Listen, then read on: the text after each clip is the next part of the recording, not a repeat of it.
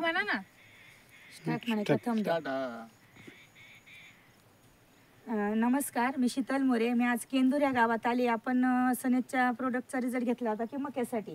तर आपण तो रिझल्ट ह्या भाऊंकडून घेतला होता. त्यांना आपण त्यांच्या तोंडून ऐकू की त्यांना कसं रिझल्ट आलाय. नमस्कार भाऊ. नमस्ते. आपलं नाव? चंद्रकांत बाळासाहेब थिटे, राहणार केंदूर. बरं, तुम्ही आता मक्यावर जो रिझल्ट घेतला, आपले सनेजचे प्रोडक्ट वापरले होते आणि जो मागच्या वर्षी तुम्ही पहिले पण मका लावला होता तेव्हा रासायनिक वापरले ना, आता आमचे सनेजचे ऑर्गॅनिक वापरले, तुम्हाला फरक काय जाणवतोय आता? पहिली मका होती ना, त्याला किडीचा प्रादुर्भाव जास्त जाणवला होता हो.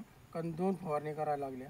त्यावेळेस मला आहे ना अजून एकच फवारणी केली, त्याच्या परत फवारणी करायची गरज पडली नाही. आणि कणसाची साईज बी चांगली आहे आणि त्याचे जे मूळ आहे ते मजबूत आहे. तुम्ही काय काय वापरलं याच्यासाठी? त्याला सॉइल केअर वापरलं, सनगार्ड वापरलं, सनस्टिक वापरलं.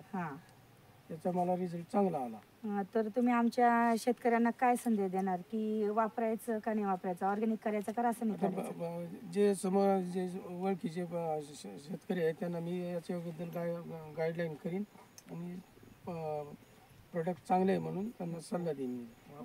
धन्यवाद. नाही का, कन्सल बघा आता झाडाला आमच्या